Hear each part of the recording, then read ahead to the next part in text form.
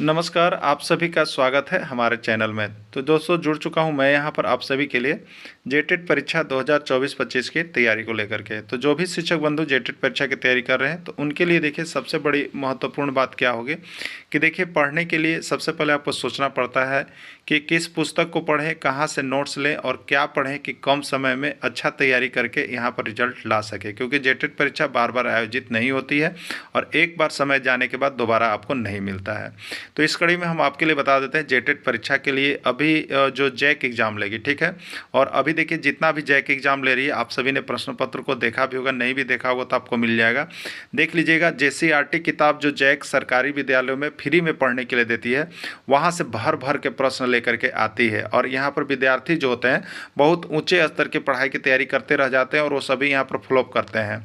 और जो यहाँ पर जेसीईआरटी जैक की किताब का हूबहू प्रश्न पढ़ के चले जा रहे हैं उनका यहाँ पर रिजल्ट बहुत ही अच्छा हो रहा है, जिसका प्रमाण भी हमने यहाँ पर अभी जो परीक्षा हुआ उसका सभी को हमने यहाँ पर जो नोट्स मिला हुआ था, नोट्स दिए थे उसको हमने अंडरलाइन करके भी भेज दिया था। लगभग देखिए आपको यहाँ पर 80% 85% प्रश्न जो है आपके जेसीईआरटी जैक की किताब से हूबहू सिंपल प्रश्न भिड़े हुए थे। तो आपका जेटेट में भी आएगा, लेकिन अब आपकी बारी है कि आप क्या डिसाइड करते हैं, ठीक है।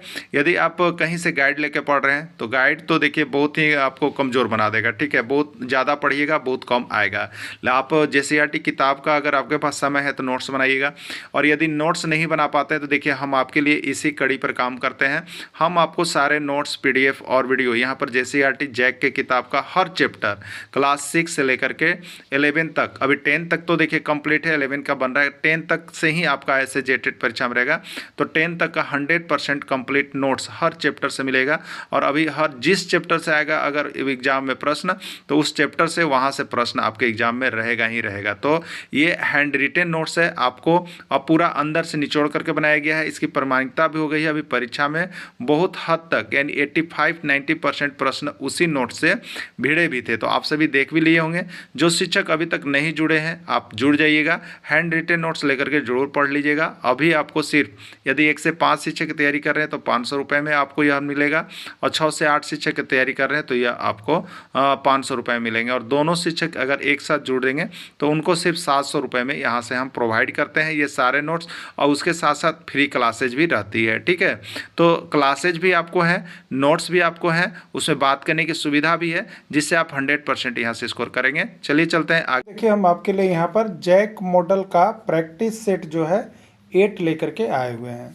यदि आप 1 से 5 के शिक्षक हैं तो यह प्रैक्टिस सेट आपके लिए है, और यदि 6 से 8 विज्ञान के शिक्षक हैं तो यह प्रैक्टिस सेट आपके लिए है। तो दोनों ही शिक्षकों के लिए यह काफ़ी महत्वपूर्ण होने वाला है, दोनों ही शिक्षक इसको कंप्लीट करेंगे, ठीक है।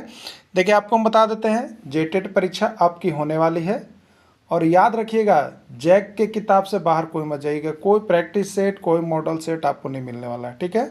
जैक का किताब का हूबहू प्रश्न आप जो झारखंड के सरकारी पाठ्य पुस्तक में देख रहे होंगे उनको बना लीजिएगा, वहाँ से आपका 100+ स्कोर हो जाएगा, ठीक है। आपको हम आश्वस्त कर दे रहे हैं क्योंकि वहीं से भी 2 बार परीक्षा हुई है, दोनों बार एग्जाम में आई है, और बहुत अधिक प्रश्न आपको जैक के किताब से मिल रहे हैं, ठीक है।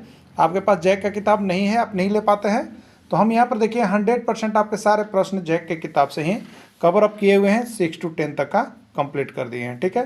तो आप सभी जुड़ जाइएगा, बहुत ही चीप रेट में आप यहाँ से तैयारी कर सकते हैं, सिर्फ 500 रुपये में। प्रश्न है 10 सेंटीमीटर भुजा वाले समचतुर्भुज की ऊंचाई 5 सेंटीमीटर है, समचतुर्भुज का क्षेत्रफल क्या होगा, ठीक है। समचतुर्भुज ना, समचतुर्भुज देखिएगा ये तो यहाँ पर कम हो जा रहा है, ये देखिएगा समचतुर्भुज, ठीक है, बराबर होना चाहिए, बराबर होना चाहिए। इसका ऊंचाई दिया हुआ, ठीक है, कितना है 5 सेंटीमीटर, और यहाँ पर दिया हुआ है 10 सेंटीमीटर भुजा वाले, ठीक है। भुजा इसका है 10 सेंटीमीटर, चारों तरफ से 10 सेंटीमीटर है, तो इसका क्षेत्रफल क्या होगा। तो समचतुर्भुज का क्षेत्रफल बराबर देखिए होता है यहाँ पर आधार, जिसको हम लोग भुजा कहेंगे, आधार, और इनटू क्या होता है ऊंचाई, क्या होता है ऊंचाई, ठीक है। तो आपको यहाँ पर भुजा यानी आधार कितना दिया हुआ है 10 सेंटीमीटर, और यहाँ पर ऊंचाई कितना दे दिया 5 सेंटीमीटर, तो 10 बचे 50 सेंटीमीटर स्क्वायर, यही आंसर हो जाएगा, ठीक है।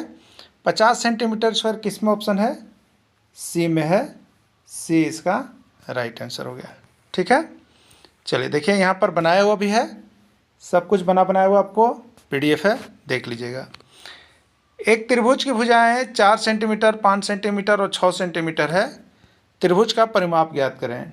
ठीक है, एक त्रिभुज की भुजाएं 4 सेंटीमीटर, 5 सेंटीमीटर और 6 सेंटीमीटर है। त्रिभुज का परिमाप ज्ञात कीजिए। 10 सेंटीमीटर, 12 सेंटीमीटर, 14 सेंटीमीटर, 15 सेंटीमीटर। ठीक है, मान लीजिए एक त्रिभुज है, इसकी सभी भुजाएं अलग अलग है, यानी ये विषमबाहु त्रिभुज है, सब भुजा का माप अलग अलग है, तो ये विषमबाहु त्रिभुज है। ठीक है, तो मान लीजिए इस तरह का हम ले लिए, इस तरह का हम ले लिए, विषमबाहु अलग अलग भुजा का माप होना चाहिए ना।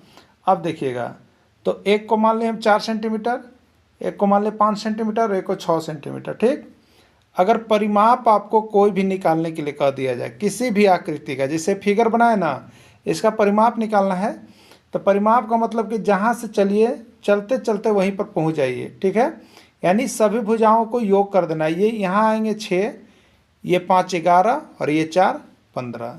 ठीक है, परिमाप मतलब क्या होता है, सभी भुजाओं का योग। तो 4 सेंटीमीटर एक भुजा है, दूसरी भुजा 5 सेंटीमीटर और तीसरी से भुजा 6 सेंटीमीटर। 4 5 9 और 6 15 सेंटीमीटर, यही हो गया इसका राइट आंसर। ठीक है, 15 किस में है, डी में है, तो डी इसका राइट आंसर हो गया। क्लियर।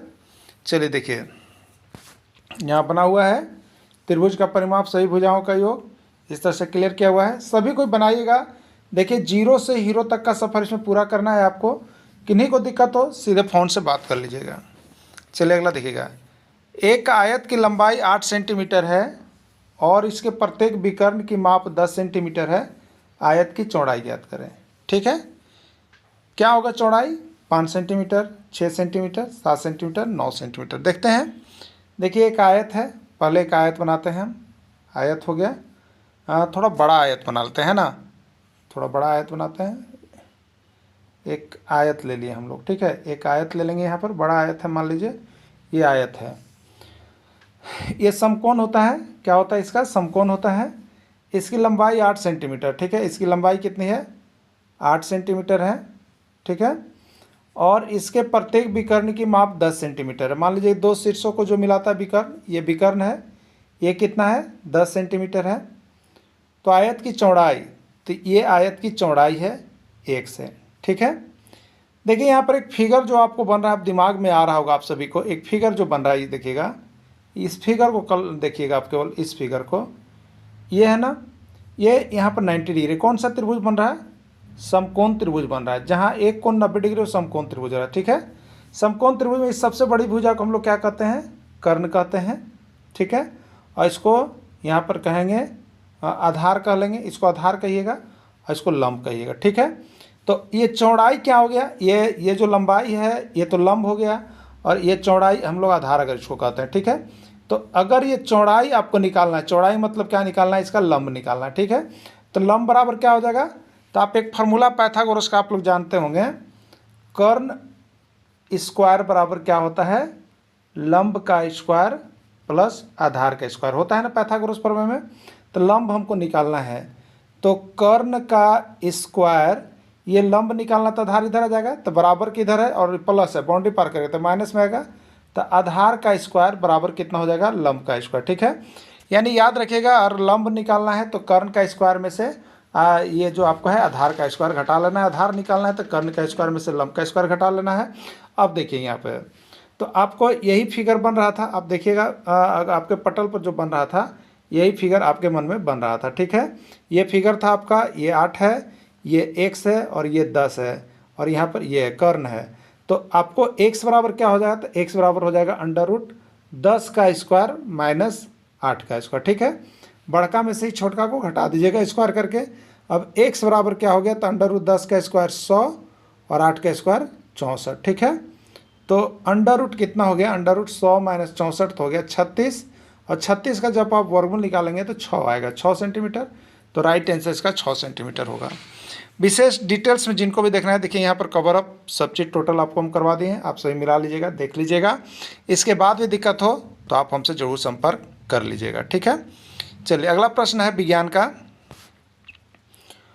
उर्वरक के संबंध में क्या सही है। देखिए एक टॉपिक है खाद्य और उर्वरक, यहाँ से एक प्रश्न आपका आता है। ठीक है, उर्वरक के संबंध में क्या सही है, पहला है उर्वरक एक रासायनिक पदार्थ है, उर्वरक एक कार्बनिक पदार्थ है, उर्वरक का उत्पादन फैक्ट्री में होता है, सभी। तो ये उर्वरक के संबंध में सभी सही है।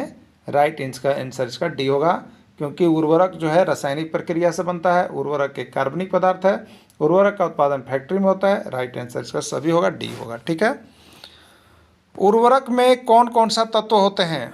देखिएगा, जब आप फर्टिलाइज़र का बोरा लेते हैं, जिसको हम लोग ऐसे कहते हैं यूरिया, उसका जब आप बोरा लेते हैं तो उस पर देखिएगा लिखा हुआ रहता है कि उसमें क्या क्या है। ठीक है, क्या क्या होता है? नाइट्रोजन होता है, फास्फोरस होता है, पोटेशियम होता है, सभी। ठीक है, तो उर्वरक जो सही होते हैं उसमें नाइट्रोजन, फास्फोरस, पोटेशियम, ये सभी चीज़ें होते हैं। ठीक है। चलिए अगला प्रश्न, NPK का क्या अर्थ है? NPK का क्या अर्थ है? सभी कोई प्रश्न देखा हुआ लग रहा है। ये 2013 का जेटेट में पर्यावरण अध्ययन में पूछा गया प्रश्न था। NPK क्या है? देखा हुआ प्रश्न आपको लग रहा होगा। ये 2013 में जेटेट में पूछ दिया था। ठीक है, और जेटेट में ही नहीं, ये यूपी में भी तहलका मचा के रखा है, MP में भी तहलका और रीट में भी तहलका मचाया ये प्रश्न NPK। अब बहुत लोग कंफ्यूज होते हैं। ठीक है, तो देखिए, जब आप यहाँ पर आप तत्व का संकेत पढ़िएगा, क्लास 8 से ये शुरू है। तत्व का जब आप संकेत पढ़िएगा तो N रसायन के अंतर्गत N जो है नाइट्रोजन को बोला जाता है। ठीक है, P जो है फास्फोरस को बोला जाता है, और K जो है पोटेशियम को बोला जाता है। ठीक है, तो नाइट्रोजन, फास्फोरस और पोटेशियम इसका राइट आंसर हो जाएगा। नाइट्रोजन, फास्फोरस और पोटेशियम बी में है, बी इसका राइट आंसर हो गया। ठीक है, चलिए अगला प्रश्न CDP सेक्शन से है। 10 वर्ष के बच्चा का मानसिक आयु 7 वर्ष का है, उसकी बुद्धि लब्धि कितनी है आपको बताना है। ठीक है, 10 वर्ष का बच्चा है और उसका मानसिक आयु 7 वर्ष का है। बच्चा वास्तव में 10 साल का है, लेकिन उसका जो दिमाग काम कर रहा है वो 7 वर्ष के बच्चा का जैसा काम कर रहा है। उसकी बुद्धि लब्धि कितनी है बताना है, 60, 70, 80 या 90। ठीक है, देखिए 10 वर्ष के बच्चा यानी वास्तविक आयु कितना है?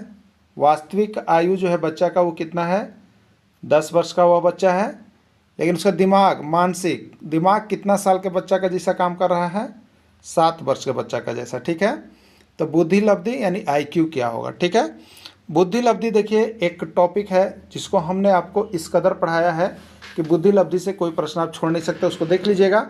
ये तो आपका प्रैक्टिस चल रहा है, इसलिए बीच बीच से प्रश्न सारे डाले गए हैं जो पढ़ाया गया है उसी का, तो आप उसको ज़रूर देख लीजिएगा। बुद्धि लब्धि जो नहीं जुड़े हैं यहाँ से एक बार ज़रूर जुड़ के तैयारी कीजिएगा, क्योंकि ये हैंड रिटन नोट्स आपके लिए बहुत अथक परिश्रम प्रयास के बाद बनाया गया है, जो कि आपके एग्जाम के व्यू से बहुत ही सुंदर और हर बार जैक यहाँ से प्रश्न पूछ देता है। ठीक है, तो देखिए बुद्धि लब्धि बराबर होता क्या है? बुद्धि लब्धि बराबर मानसिक आयु, क्या होता है? मानसिक आयु बट्टे वास्तविक आयु और इंटू होता है देखिए 100। ठीक है, मानसिक आयु कितना है बच्चा का? 7 वर्ष है, और वास्तविक आयु कितना है? 10 है, और इंटू 100। ठीक है, 10 दहियम कितना होगा बताइए? 10 से कटेगा ना 100, 10 बार में ऊपर बच गया 7 और 10, 7 गुने 10 यानी 70। उसकी बुद्धि लब्धि 70 है, यानी वह मूर्ख बच्चा है। किस प्रकार का बच्चा है? मूर्ख बच्चा है। क्लियर? तो उसका राइट आंसर 70 हो जाएगा, बी। चलिए अगला देखिएगा। बाकी देखिए आपको यहाँ पर जो भी PDF शुरू से लेकर पढ़ रहे हैं उनके लिए देखिए सारा चीज़ बनाया हुआ है, सब कुछ देख के बना लीजिएगा। अगला एक और प्रश्न है, जल्दी जल्दी कीजिएगा आप लोग। 10 वर्ष के बच्चा का मानसिक आयु भी 10 वर्ष का है, वह किस प्रकार का बताइएगा? प्रतिभाशाली 140, सामान्य 100, प्रखर 120, तीव्र 100। ठीक है, बताइएगा जल्दी जल्दी। तो अभी देखिए आपको सूत्र बताए थे। मानसिक आयु तो 10 वर्ष का बच्चा है, वास्तविक आयु बच्चा का 10 वर्ष का है, और मानसिक आयु भी 10 वर्ष का है, तो वह किस प्रकार का है? तो बुद्धि लब्धि बराबर क्या होता है? मानसिक आयु बट्टा वास्तविक आयु इंटू 100। ठीक है, 10 से 10 यहाँ कैंसिल हो गया 100, यानी उसकी बुद्धि लब्धि जो है 100 है, और वह सामान्य बच्चा है। ठीक है, किस में है? बी में है, बी इसका राइट आंसर हो जाएगा। चलिए अगला देखिएगा। चित्र के आधार पर त्रिभुज आने की प्रायिकता ज्ञात कीजिए। आपको बता देते हैं, प्रायिकता से 2 प्रश्न 3 प्रश्न जैक पूछ रहा है। ठीक है, हम तो बता ही रहे हैं, प्रायिकता को आप और अच्छी तरह से देख लीजिएगा।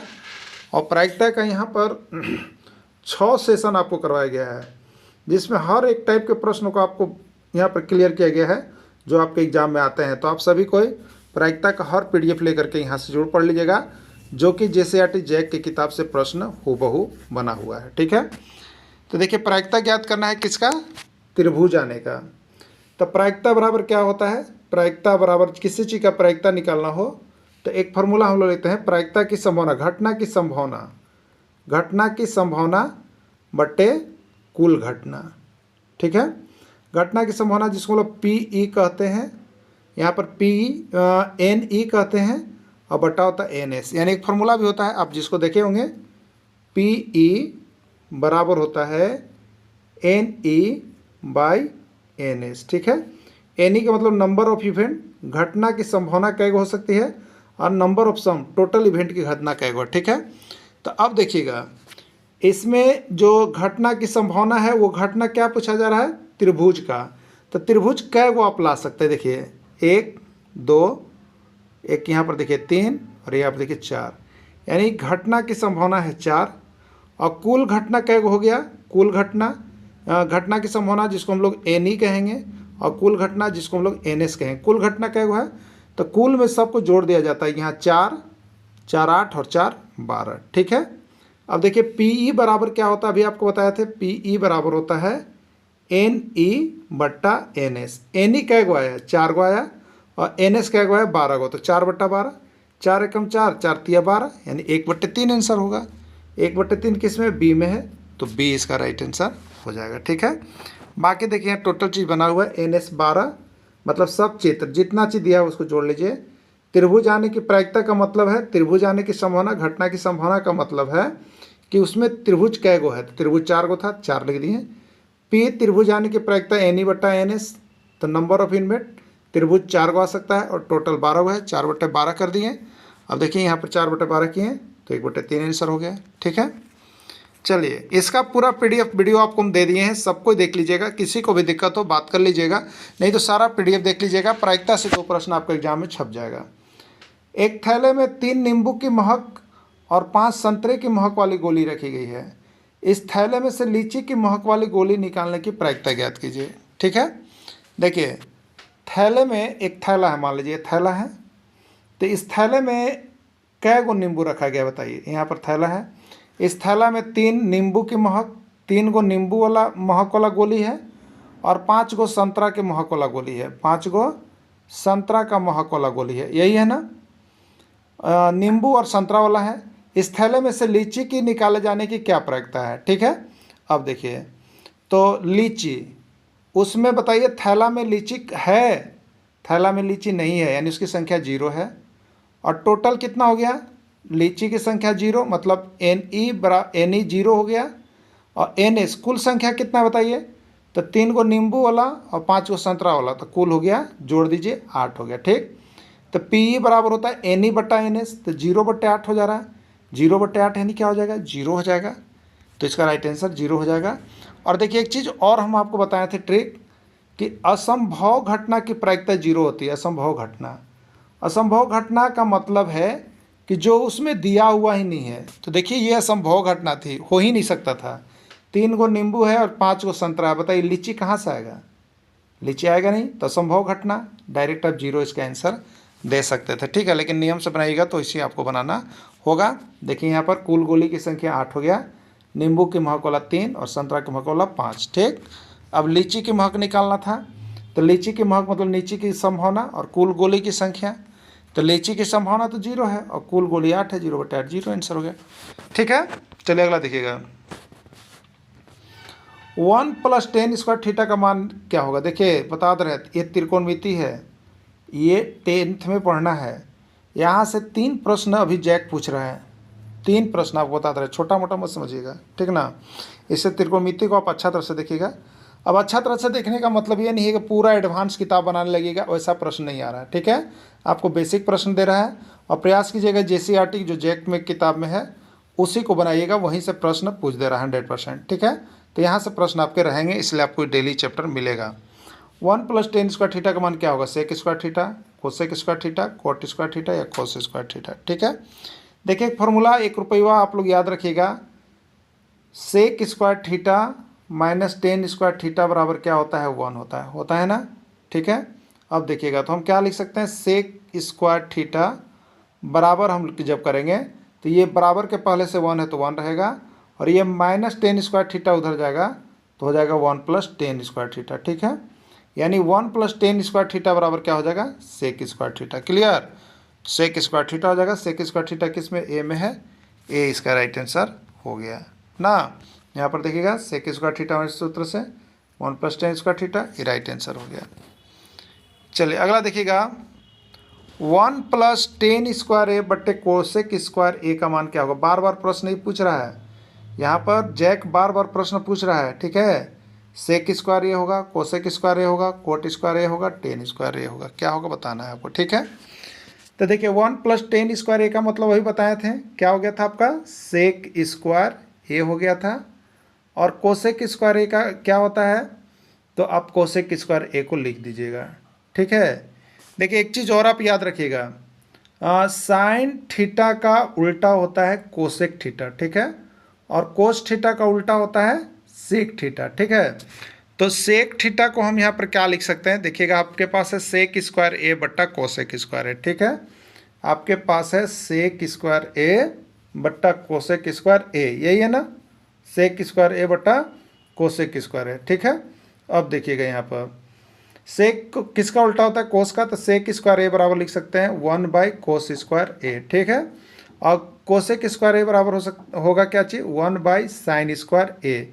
जब इसको हम पलटेंगे तो क्या हो जाएगा, तो ए तो यहीं रह जाएगा, नीचे वाला ऊपर चला जाएगा। ठीक है, तो हो जाएगा 1/कोस स्क्वायर ए इंटू साइन स्क्वायर ए बट्टा कितना हो जाएगा, 1 हो जाएगा ना।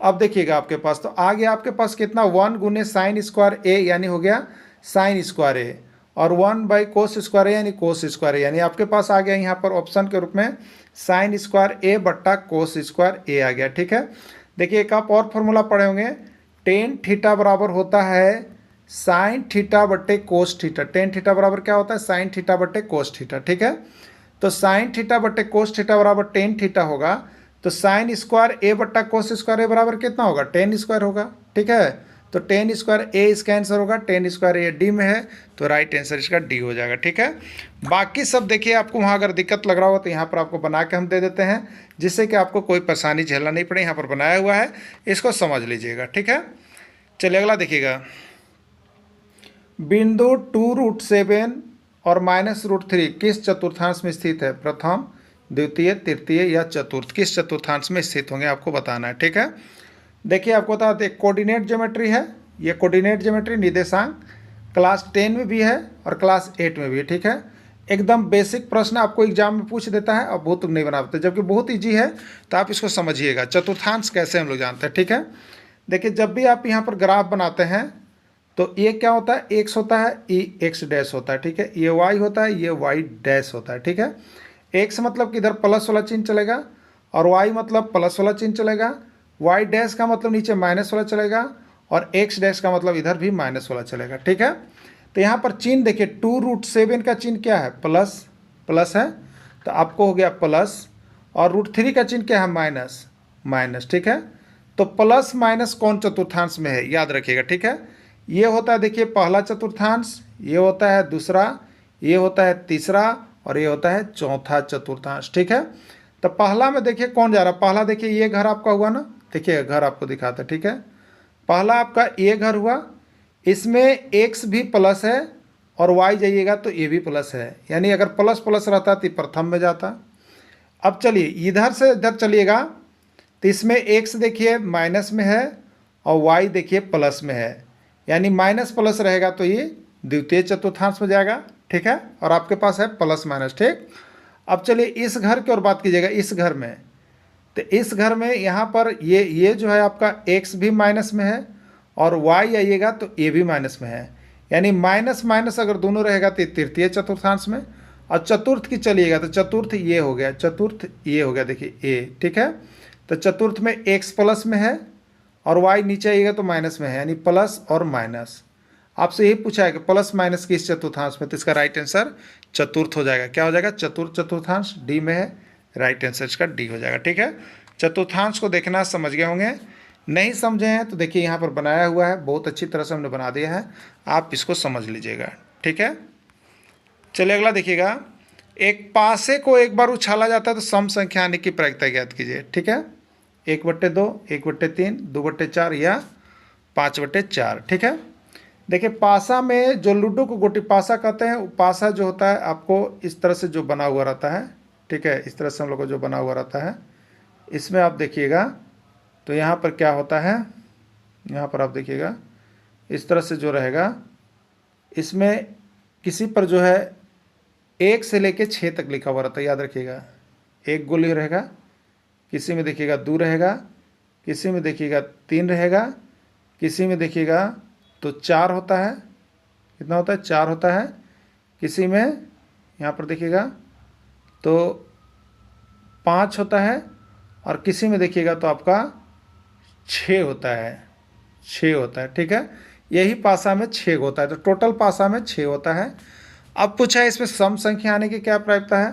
जैसे हमने लूडो का गोटी फेंका और बोला कि सम संख्या आएगा, तो आपके दिमाग में चल रहा होगा कि अरे ऊपर तो चाहे तो 2 आएगा, चाहे तो 4 आएगा, चाहे तो 6 आएगा, क्योंकि सम संख्या बोला है।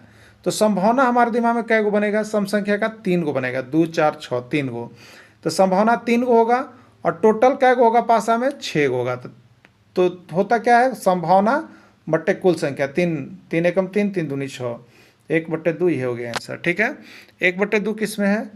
ए में है, ए आपका राइट आंसर है। ठीक है, देखिए घटना की संभावना जिसको हम लोग एन ही कहते हैं, सम संख्या बोल रहा है तो आपके दिमाग में आएगा 2, 4, 6, यानी 3 को संभावना दिमाग में आएगा।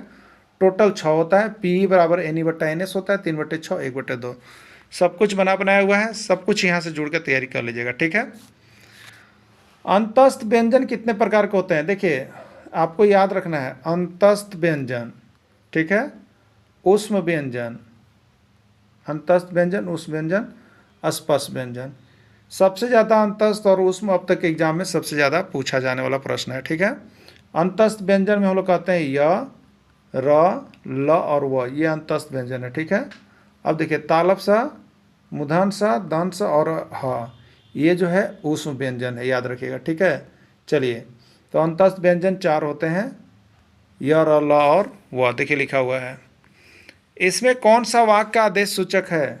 आदेश सूचक वाक्य कौन है? आदेश सूचक वाक्य, तुम वहाँ जाओ, राम क्यों चिल्लाता है, वे नहीं सोते हैं, कोई नहीं। ठीक है, तो आदेश सूचक वाक्य में क्या होता है, लगता है कि कोई आदेश दे रहा है, कोई ऑर्डर दे रहा है, कोई आदेश दे रहा है। तो तुम वहाँ जाओ, ये क्या कर रहा है? ऑर्डर दे रहा है आपको, आदेश दे रहा है, तुम वहाँ जाओ। तो यही जो है आदेश सूचक वाक्य है। ठीक है, किस शब्द में द्विगु समास नहीं है? किस शब्द में द्विगु समास नहीं है? ठीक है, द्विगु मतलब संख्यावाचक, द्विगु, द्वि मने 2, इसलिए 2 क्या है? संख्यावाचक, संख्यावाचक। चौराहा, 4 राहों का समाहार, संख्यावाचक, ये द्विगु समास है। षटकोण, जिसमें 6 कोण हो, 6, ये भी द्विगु समास है। अष्टभुजी, देखिए अष्टभुजी, 8 भुजाओं का समाहार, ये द्विगु है, लेकिन इसका विशेष अर्थ निकल रहा है। तो द्विगु होते हुए जिसका विशेष अर्थ निकलेगा वो बहुव्रीहि में जाएगा, वो बहुव्रीहि में जाएगा, इसलिए अष्टभुजी बहुव्रीहि में जाएगा, ये द्विगु नहीं है, ये द्विगु नहीं है। त्रिभुज, 3 भुजाओं का समाहार, ये भी द्विगु है। तो आपसे पूछा कौन द्विगु समास नहीं है, तो अष्टभुजी जो है द्विगु समास नहीं है। क्लियर? देखिए द्विगु समास में संख्यावाचक शब्द होता है और उनका विशेष अर्थ नहीं निकलता है, अतः A, B, D द्विगु समास है, लेकिन C बहुव्रीहि समास है, क्योंकि अष्टभुजी मतलब दुर्गा माँ है। क्लियर? चलिए अगला देखिएगा, क वर्ग का उच्चारण स्थान है। देखिए क वर्ग में सिर्फ आप क, ख, ग, घ यहाँ तक देखिएगा, ये सभी का, चाहे क का कहे, चाहे ख का, चाहे ग का, चाहे घ का, सबका उच्चारण स्थान कंठ होगा, याद रखिएगा क वर्ग में। ठीक ना, तो कंठ होगा, राइट आंसर इसका डी होगा। शायद कल वर्षा होगी, शायद कल वर्षा होगी, यह किस प्रकार का वाक्य है? आदेश सूचक, नकारात्मक, संदेहात्मक या प्रश्नवाचक। ठीक है, तो शायद कल वर्षा होगी, यह संभावना को बता रहा है, संदेह बताया जा रहा है, इसलिए संदेहार्थक वाक्य होगा। क्लियर? किस शब्द में बहुव्रीहि समास नहीं है? किस शब्द में बहुव्रीहि समास नहीं है?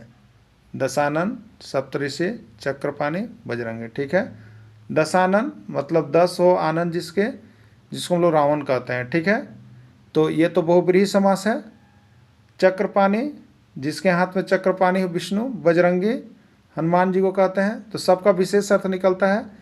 तो ए जो है बहुब्रीहि समास है दशानन, चक्रपाणी भी बहुब्रीहि समास है, बजरंगी भी बहुब्रीहि समास है। अब बच गया 20 सप्तऋषि। सप्तऋषि मतलब 7 तारों का समूह जिसका विशेष अर्थ नहीं निकलता है, तो ये जो है आपका द्विगु समास है, बहुब्रीहि समास नहीं है। तो आपसे पूछा है कौन बहुब्रीहि समास नहीं है, तो सप्तर्षि बहुब्रीहि समास नहीं है। राइट आंसर बी होगा।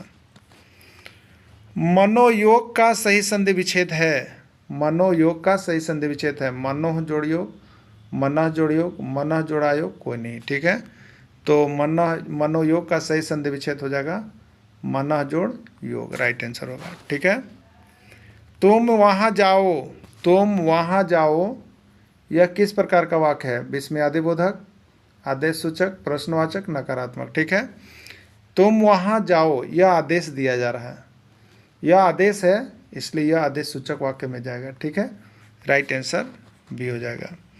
सप्तर्षि में कौन सा समास है? सप्तर्षि में कौन सा समास है? द्विगु, द्वंद्व, बहुब्रीहि या तत्पुरुष। ठीक है, सप्तर्षि का मतलब होता है 7 तारों का समूह। 7 तारों का समूह को हम लोग सप्तर्षि कहते हैं। ठीक है, ये 7 क्या चीज़ है? संख्यावाचक शब्द है और विशेष अर्थ नहीं निकल रहा है, तो ये द्विगु समास में चला जाएगा, द्विगु में। ठीक है, द्विगु कहाँ पर है? ये है, राइट आंसर इसका ये हो जाएगा। ठीक है, किस कारक में, किस कारक में से विभक्ति का प्रयोग साधन के अर्थ में होता है? ठीक है, आपादान, कर्ता, करण या संप्रदान। देखिए, करण कारक का भी अर्थ से होता है और आपादान कारक का भी अर्थ से होता है। ठीक है, यानी आपादान का भी से है और करण का भी से है, लेकिन इस से में अलग अलग होना होता है और इस से में के द्वारा होता है, किसी साधन के द्वारा काम किया जाता है। जैसे वह पेन से कॉपी पर लिखता है, तो यहाँ पर साधन पेन है, तो ये से जो आया है ये करण कारक है। ठीक है, अब यहाँ पर एक लिख दिए पेड़ से पत्ता गिरता है, तो पत्ता अभी पेड़ में था, अब पेड़ से पत्ता गिर गया तो पत्ता पेड़ से अलग हो गया, तो जिसमें अलग होने के लिए से होगा तो यह पदान कारक होगा। क्लियर, तो करण कारक हो गया राइट आंसर। भारतीय संविधान में कितनी भाषाओं की मान्यता प्राप्त है? 20, 21, 22, 23। धूम मचाने वाला प्रश्न है, जेटेट में भी पूछा है और अन्य राज्यों के टेट में भी पूछा है, तो 22 इसका राइट आंसर हो जाएगा। दिग्भ्रम किस संधि का उदाहरण है? विसर्ग संधि, व्यंजन संधि, स्वर संधि, यन संधि। ठीक है, चलिए दिग्भ्रम को जब हम तोड़ेंगे तो दिक जोड़ भ्रम, दिक जोड़ भ्रम, व्यंजन व्यंजन, दोनों व्यंजन शुरुआत व्यंजन संधि में चला जाएगा, राइट आंसर बी हो जाएगा। ठीक है, तो इस तरह से आप डेली हमारे साथ जुड़िएगा। जो शिक्षक अब तक नहीं जुड़ पाए हैं, जो कहीं भी जुड़ के पढ़ रहे हैं, पढ़ें वहाँ भी, लेकिन आपको हम यहाँ पर JCERT जैक की किताब का सब कुछ प्रश्न पत्र बना बना के आपको प्रैक्टिस करवा रहे हैं, जहाँ कम दिन में पढ़ के, कम प्रश्न पढ़ के आपको अधिक प्रश्न भिड़ने का 101% गारंटी रहेगा। 1 से 5 के लिए 500, 6 से 8 के लिए 500, दोनों के लिए 700 रुपये में घर बैठे तैयारी करके जेटेट निकाल लीजिएगा। धन्यवाद।